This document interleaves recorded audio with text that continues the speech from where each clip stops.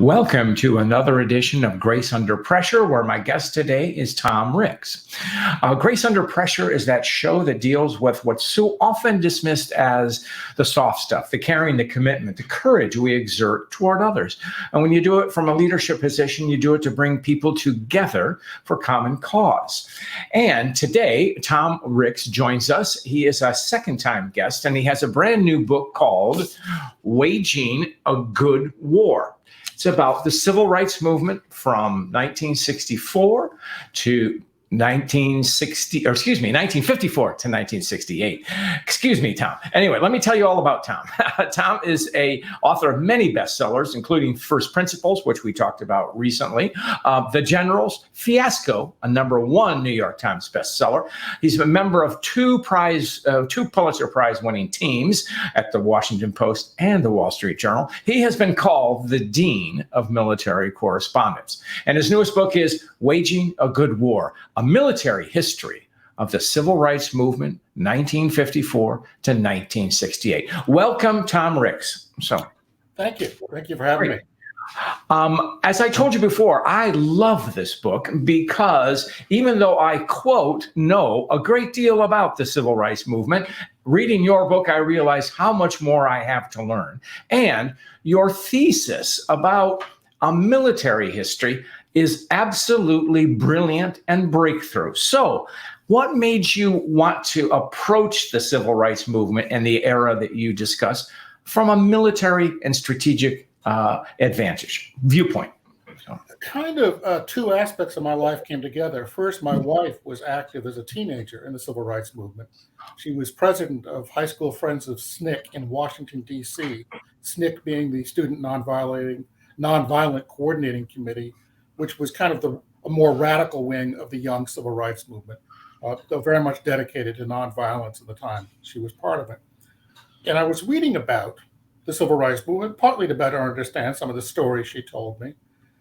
And I realized as I was reading one book, this is the type of stuff I used to write about as a war correspondent. A lot of the questions the civil rights movement faces are the questions that generals face: recruiting, training, logistics, strategy, and tactics. And so I found myself thinking, the person writing this book doesn't really understand kind of how military this is. And the second thought that came to me was, boy, the civil rights movement is quite militant. People talk about passive resistance, which is totally the wrong term. The civil rights movement was built on confrontational nonviolence, aggressive, repetitive, sustained use of nonviolent pressure to bring about social change. In fact, I think probably the best model I know of how to change a society relatively quickly and nonviolently. It is remarkable when you start to analyze it, looking at it through the lens of strategy. But I'll begin with a question where you begin with the Montgomery bus boycott. And you say it was not strategic. It was really about declining patronage, not blacks not riding the bus. So it was kind of besieging a city. A good portion of the population laying siege to how the city worked. This was the black population saying this is no longer tolerable to us. And it lasts for well over a year and is a great learning experience for the civil rights movement because the organization of it is key. The basic questions: how do we get people downtown because they can't all walk? Where do they get picked up downtown because white businesses won't let you park there? How do we pay for the gasoline? So fundraising becomes important. How do you keep track of the money? How do you buy new cars for people or for churches that are carrying people around? And it really was an extraordinary learning experience and showed the South, both the Black South and the White South, that this could be done, and really is a clarion call across the South. Everybody else sort of pays attention and says, wow, can we do what they just did in Montgomery? And, it is so remarkable when you look at it. It's nearly 70 years ago that it occurred, 68 years. And back then, quote, back then, such movements certainly were not known in the United States, of course. And so this was really, really radical. And I love how you talk about, the strategy, the training, the preparation. So, and there was a young man who came to the fore and sort of national consciousness at that time. It was a pastor of a church in Montgomery, Martin Luther King. So King really is an extraordinary situation. Why he comes to the fore so quickly still impresses me, fascinates me. The question of how does he rise? He's a young man, 26 years old. He really is made by the movement. There's a lot of comparisons in the book between Gandhi, the Indian independence activist, and Martin Luther King Jr. I think one difference is that Gandhi made the movement, whereas the movement made King. The time was right and finds King. Why the time was right isn't exactly clear to me. Part of it is you had 1 million Black veterans of World War II come back to the country. And they were saying, we've seen the rest of the world. This is not the way we're going to live anymore. And for reasons I don't understand, the Southern Black church steps up, which is key because the Black South has almost no institutions. They don't have public officials. They don't have places to meet.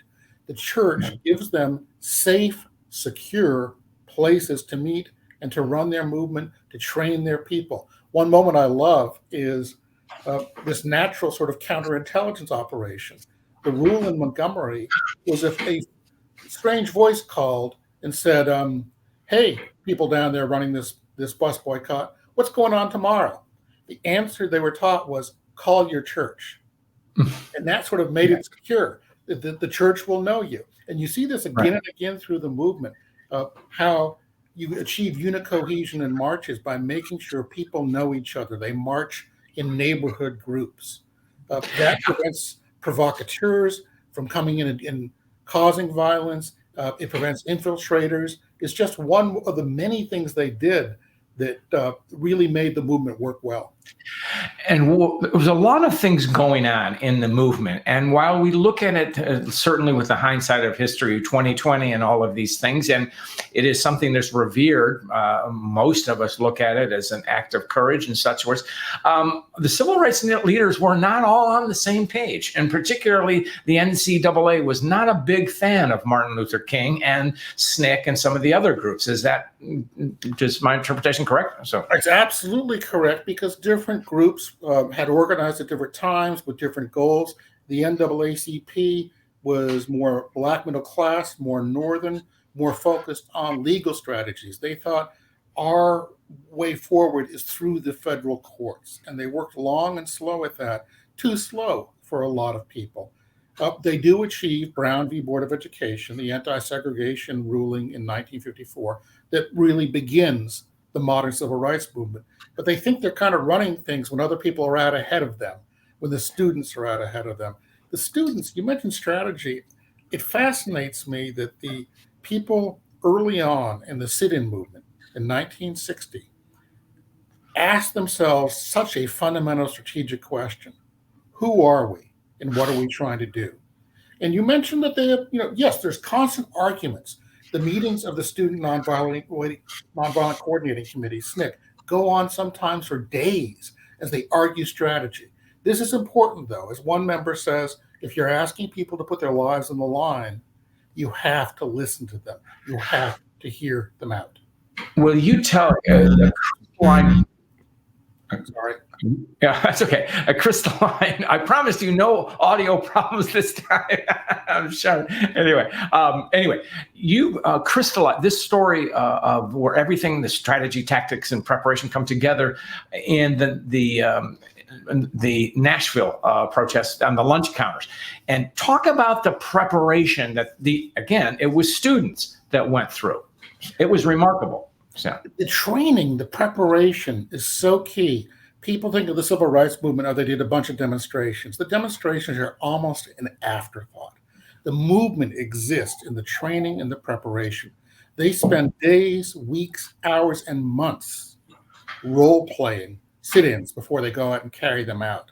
When they do carry them out, they feel very well trained. They've sat in church basements and practiced nonviolent protest, how to overcome the impulse to fight or flee, to do neither, to respond to physical attacks nonviolently with dignity and, dare I say, grace.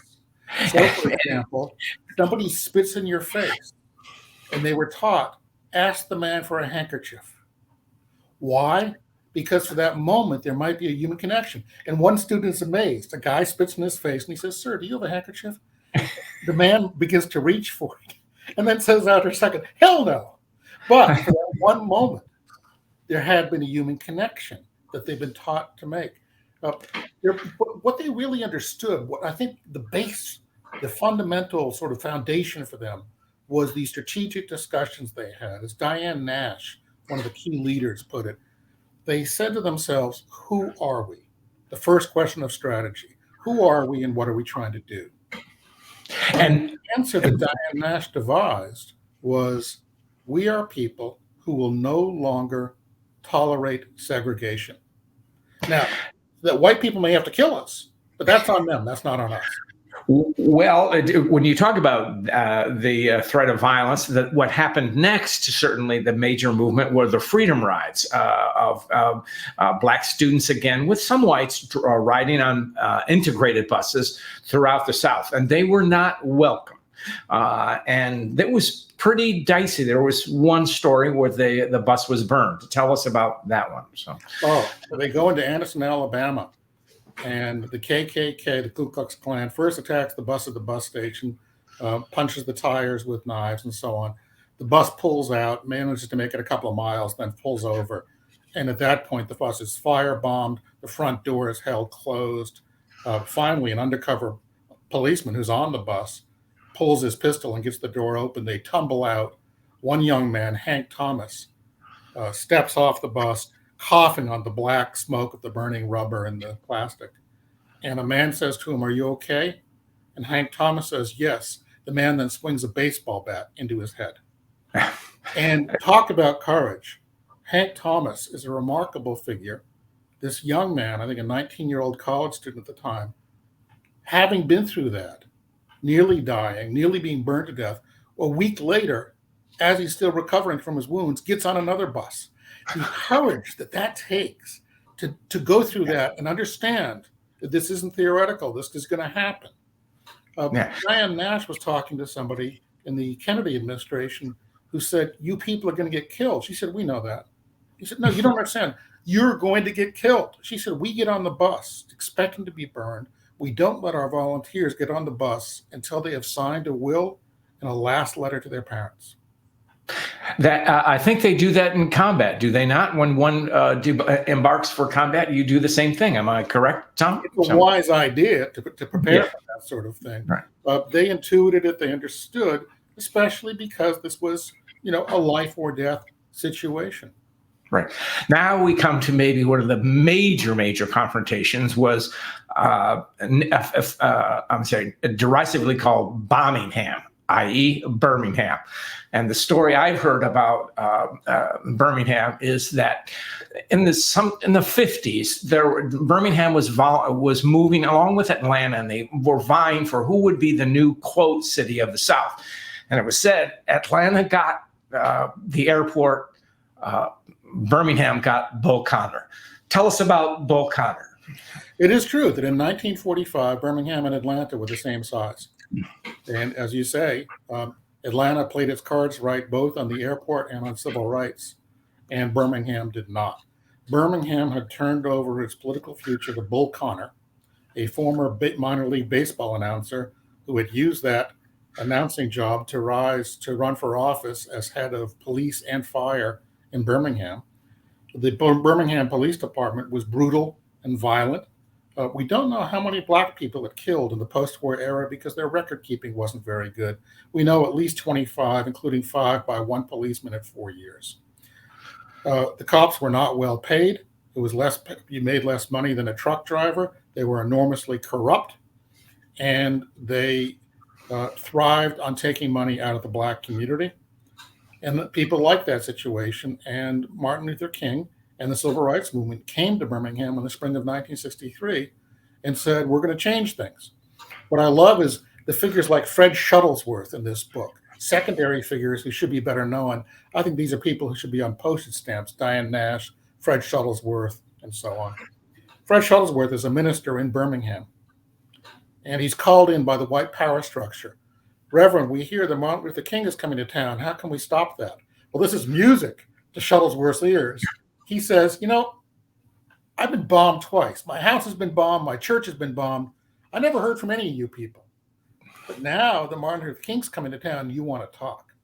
Well, Shuttlesworth was an ally of Martin Luther King. Sure.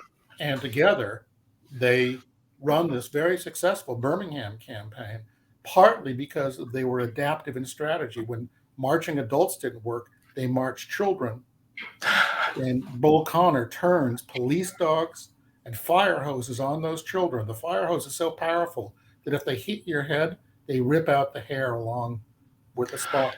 The kids are rolled down the street by the fire hoses, and America sees this on television.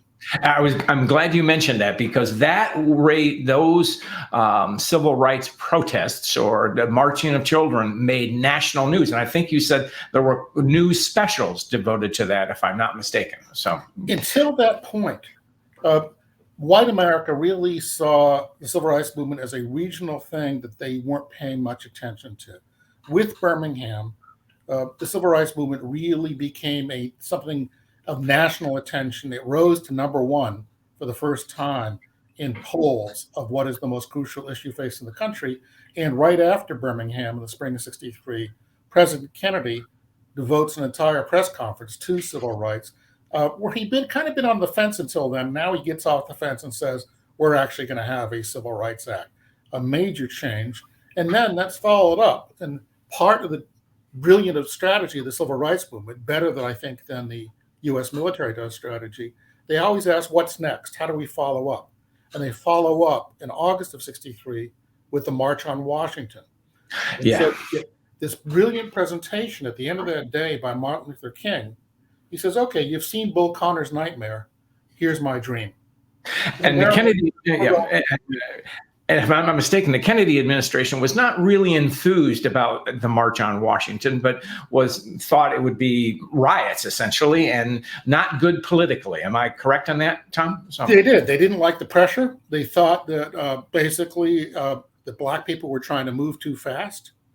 And this actually drove an interesting commentary from James Baldwin and others. They said, wait a second, you Kennedys got off the boat about 80 years ago. And you're telling us to wait? We've been here 300 or 400 years. We're not going to wait. We're not going to slow down.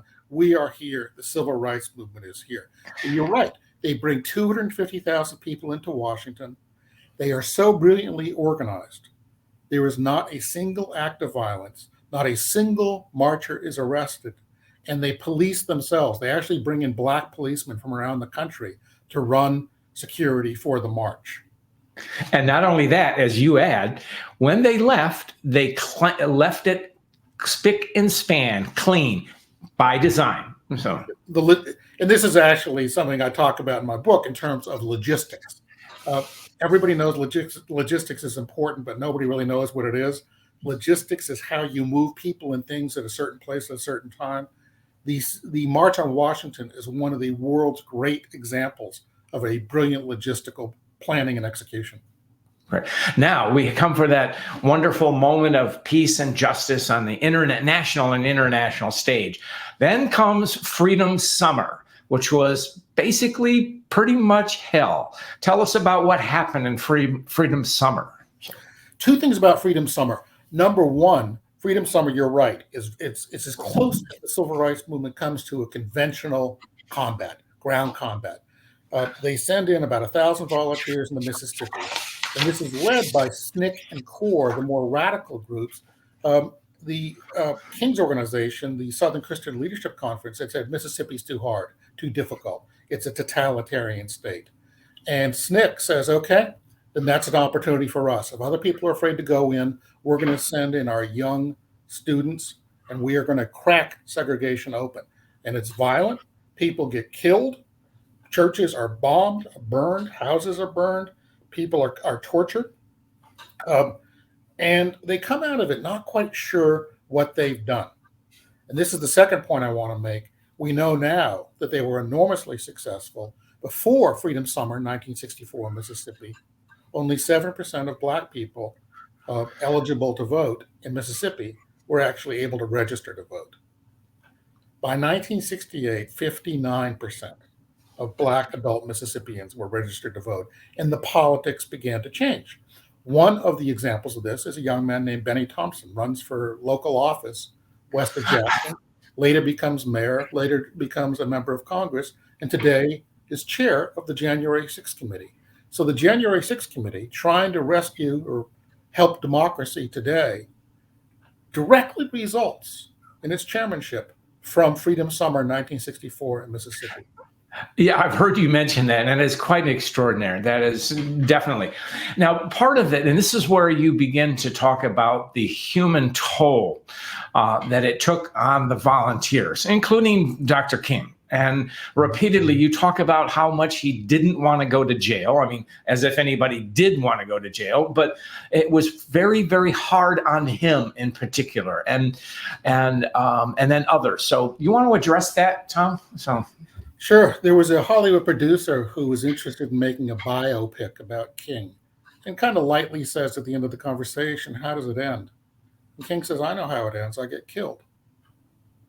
And King kind of understood. He had committed his life, as many people had, to this movement, and he was unlikely to survive it.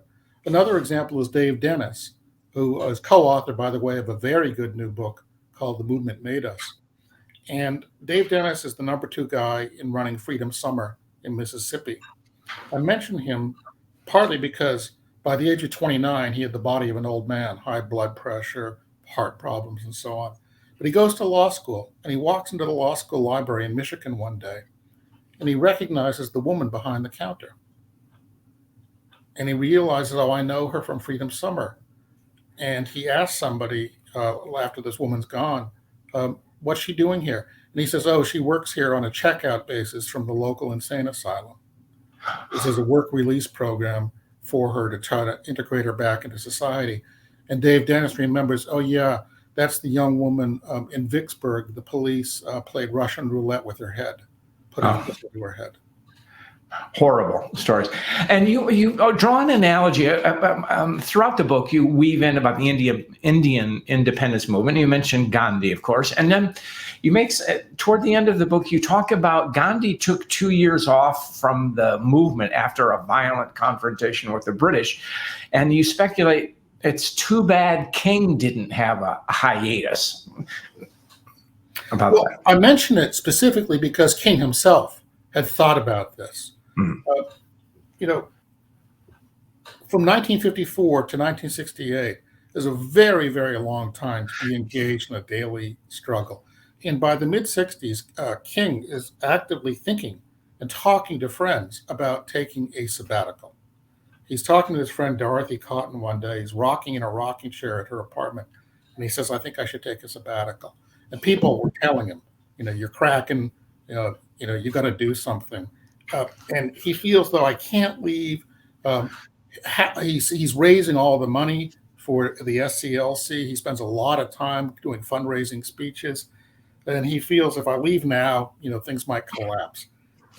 So he doesn't.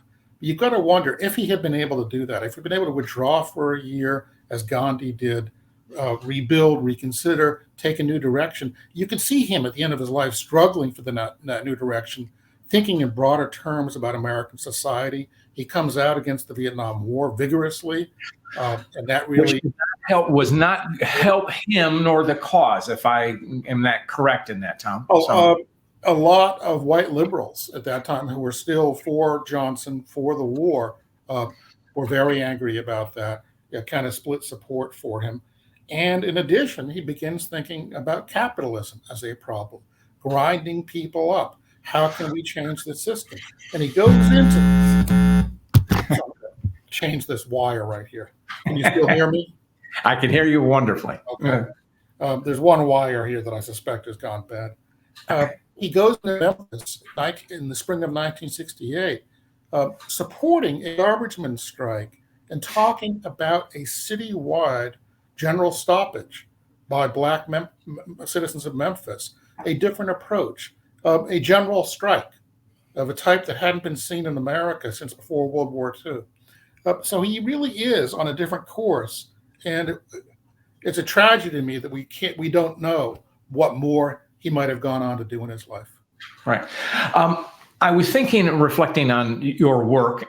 You've written Fiasco about the invasion of Iraq, and then another book, Gamble, about the Anbar. And I think it was one of your books you talked. We won't really know the outcome of this war for another decade. Well, now you've had the longitudinal thing that you write up to the year of 1968, which is 54 years. So, has it, obviously, in your mind, what was the great success of the civil rights movement, and what more do we have to do? So, well. In a nutshell, I would say the great victory of the civil rights movement is that made America a genuine democracy for the first time.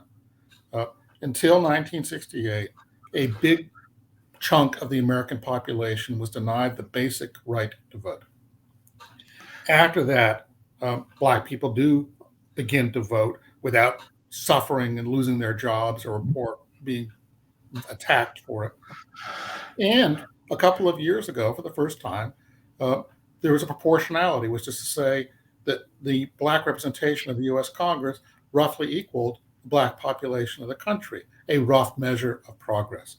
That said, the civil rights movement, while improving the country, obviously did not make it perfect.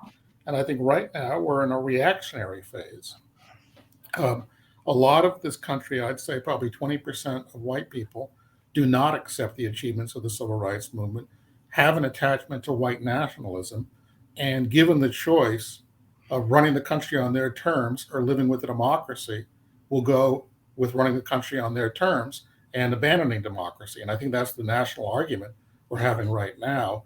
Are we going to be a genuine multiracial democracy, or will the Republican Party and its white supremacist allies find a way to suppress Black and other minority voting? Right. Well, I've always thought that demography is destiny. However, when you deny demography, then that's how you keep people subjugated. And I think they did that in the South, did they not? Absolutely. That was the way. That was the system in the South. And it was based on violence during slavery and after slavery. And I think what you're seeing right now is people saying, we will violently oppose a genuine democracy in this country. They've done it before. They will do it again, I think.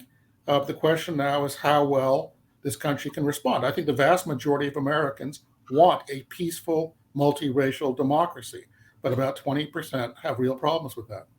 Well, and that's why I think your book is so timely, because if we think about if you imagine what the world was like in 1950, and you think about the subjugation and segregation of Blacks in that time, and you think, well, how could they ever, quote, become equal, and a whole bunch of myriad of problems? Well, your book shows how, by being strategic, tactical, prepare, and train, and all those things. So that's the same kind of mindset we need now. Don't just think about it, act upon it. So that's a takeaway from me, Tom. It actually, as you speak, it makes me wish that I had a different subtitle for the book. I think the subtitle for the book should have been How the Civil Rights Movement Worked.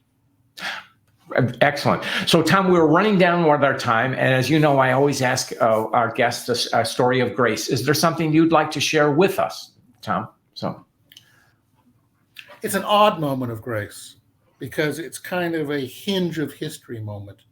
There's a man named Freeman Hrabowski, not particularly that well known, but president of the University of Maryland, Baltimore County until very recently, and really revolutionized the university. In a nutshell, brought in a different approach. He said, we're not going to have a football team. We're going to have a nationally ranked chess team.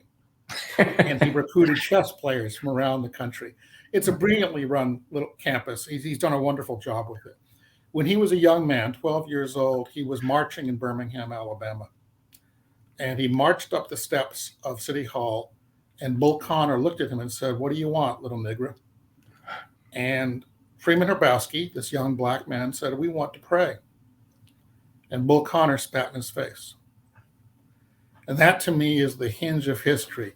This 19th century-like figure, Bull Connor, and a 21st century university president meeting on the steps of Birmingham City Hall for one odd moment in the spring of 1963. There is a flash of the divine in that. There is, and you mentioned obviously prayer, which one would associate with grace, but the dignity of that young Freeman Hrabowski at that time, looking up at a vile person who looked at him with such disdain, and just childlike innocence, and bless him and his memory, and look at all the great thing he did. So. All right. Tom, how can people find you? I know the book's everywhere in bookstores, and you can even get signed copies. So what more can you tell us? So the best place to follow me is on Twitter at TomRicks1, and I'm posting there regularly where you can get signed books and so on. You can buy the book, in bookstores. Independent bookstores are great. If you have to, you can go to Amazon and get it too. Okay. Tom, it's been a pleasure to have you. And with that, we will go out. So thank you very much.